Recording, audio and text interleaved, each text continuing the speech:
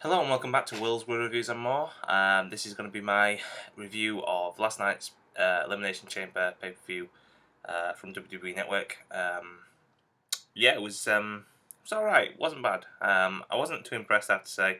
Well, I wasn't massively impressed, if you like, but I was satisfied enough with the matches. I just didn't think there was any real standout moments in it that made me go, wow. But we'll kind of get to that, obviously, so we'll see.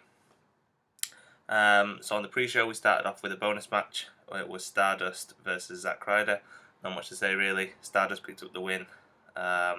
Looks like he's going to build a feud with Arrow for SummerSlam, the actor who plays Arrow. So, yeah, not much to say about that.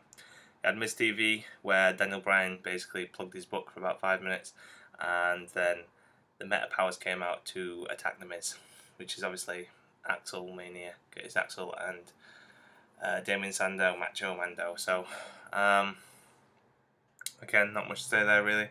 Didn't really find it too entertaining, so it was just part and parcel really. Then we got to the actual main event, and the first match was one I was interested in seeing how it worked. It was the tag match inside the Elimination Chamber. It was entertaining. I did think it was a little bit too chaotic, I have to say. But it was interesting to see all the different tag teams interacting. But I do think that, I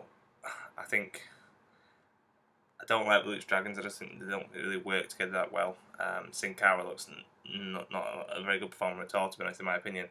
I'm not a massive fan of the Ascension or Los Matadores.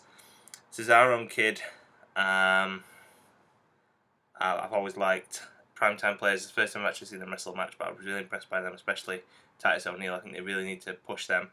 And the New Day, obviously, are getting over his heels now, and they're actually pretty good at what they do, so you've got to give them respect for that.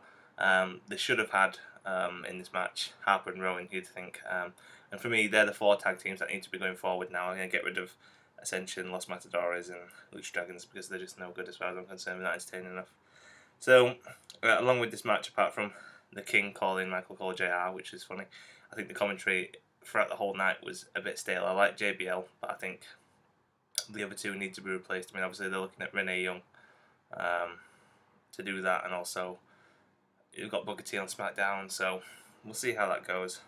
Corey Graves as well doing the pre-show, so I'm not quite sure what's going to happen, but I do think it's probably time. As great as this King has been, and Michael Cole, I think it's time to get some new blood. But actually, in the actual tag team match, we had the Ascension eliminate Los Matadores and the Lucha Dragons. Then you had Primetime Players eliminate the Ascension, Cesaro and Kid. Then the New Day picked up the win. So, yeah, it's probably a decision that we all saw coming, really. I would have liked the Primetime Players or Cesaro and Kid to win, but hey, we'll see where they go now with New Day. I think they're going to have quite a lengthy reign with the title belts. Divas match wasn't great, to be honest. There wasn't really much chemistry between the three women like I thought they were going to be. A bit sloppy from time to time. Paige is definitely the best diva that they have to offer now going forward on the main roster. It's just about now bringing up those women from NXT and really making a go of the women's division, because it is still a little bit embarrassing. And like everyone probably predicted, Nikki Bella picked up the win.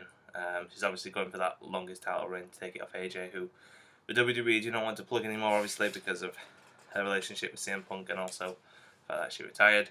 So, I think now for the Divas division, we're really just waiting for somebody to give the go-ahead for the kind of NXT style women's wrestling that we want. And if it was my personal opinion, we'd get rid of the Divas belt and bring back the Women's Championship, because I think that would add just a bit more credibility to it.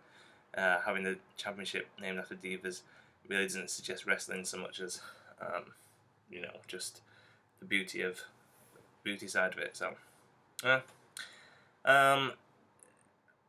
pretty decent match. Kevin Owens versus John Cena. Like I say, it was a bit of a slow start. I wasn't massively impressed with Kevin Owens at the beginning, but he really did prove me wrong and made me change my mind. Unlike Sami Zayn, who I wasn't too impressed with.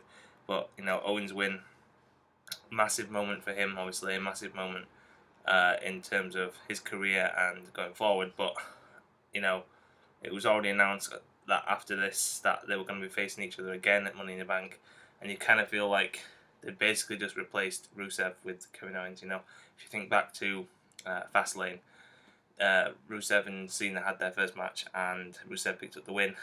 WrestleMania, we saw Cena pick up the title, and then you had 2 more matches that Cena both won as well. So I hope it doesn't go that way. I really don't, for Kevin Owens' sake, because I think, you know, he has got a bright future, and it could be like a way of changing the guard. This, but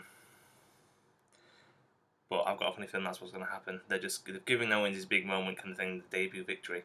But now Cena's going to be like, well, I gave you that victory, so I want 3 wins now just to, you know, boost my cred. So I hope it doesn't happen, but I've got a funny feeling that since they've already announced it, funny about that is what's going to happen.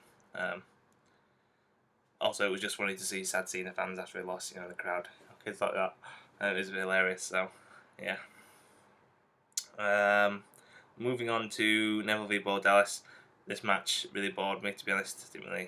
Wasn't really interested in that at all. Neville got the win. There's not much to say about that, really. That's it. IC title in the Elimination Chamber. Fairly entertaining, I have to say. Mark Henry replaced Rusev, who was injured. Bit of a strange one, but I think it probably signals that they weren't gonna let Rusev win. I think they were gonna have him feud with Ziggler in a way, but I thought, you know, when they said he was gonna be a world champion, I thought they might replace him with Randy Orton. But instead it was Mark Henry. Pretty solid match, really. But when it got down to it, Barrett seemed to dominate most of it. All of a sudden he was the first one eliminated by R-Truth. Then Ryback eliminated R-Truth. Sheamus eliminated Mark Henry, and then Dolph Ziggler. But then Ryback wins, which was what I wanted, really. I think he deserved it the most. Daniel Bryan handed him the belt. There was kind of nice moment where they shared respect, and I think it was much deserved for Ryback. You know, I know he's had his issues with certain other wrestlers, and but I think he's deserved it over the period he's been in WWE to have this first singles title, and I hope he has quite a good reign with the belt. I think he deserves it. I think he'll be a good Intercontinental Champion, and it was just nice and refreshing. I think everyone thought Sheamus was going to win in the end, so good on for Ryback, and I'm happy. Probably one of the best decisions of the night, really. So, getting on to the main event, you had Seth Rollins v Dean. Slow start, but it really made up for it in the end. And then we had this whole dodgy ending where basically Seth Rollins pulled the referee in front of him as Ambrose leaped off the rope. And the referee was knocked down, obviously. Ambrose hit Dirty Deeds on Rollins. The referee's down so no one can count. Pins him. A referee comes out and counts 1, 2, 3, and everybody thinks that Ambrose has done it. Even me, my mouth, you know, it's like, have we finally witnessed, you know, the coming of Ambrose? But then obviously the referee wakes up. The original referee says, no, Seth Rollins has been disqualified, so Dean Ambrose wins by disqualification. So the champion keeps the belt, and the Authority are happy until Roman Reigns comes out, makes a save for Ambrose, and they nick the belt and run off through the crowd. So all in all, it was quite an entertaining match. To say slow start, but interesting to see where it went. I wish Dean would have won for proper. I mean, there is legitimate cause that he did. You can say that. So where they go now is whether they argue. You know, he is the legitimate champion. He's got the belt, stole it. So I guess we'll just have to kind of see where they go with it on Raw tonight, and be interesting to see. Definitely will. I don't think anyone really thought Dean was going to win proper. So I guess this is like a nice little medium thing. And moving on to Money in the Bank, which, as I say, we've already had Cena versus Owens announced, and we also had 6 participants for the actual Money in the Bank ladder match. Dolph Ziggler, Adrian Neville, Roman Reigns, Randy Orton, Kofi Kingston, and Sheamus. So obviously there's more people in there. You would think that if Dean hasn't won the title by then, he would be in there, along with some other people like Bray Wyatt probably. So yeah, interesting to see what's going to happen. Like I say, solid pay-per-view. Wasn't massively entertaining. Didn't, you know, kind of keep me excited or anything like that, but still, it was worth it.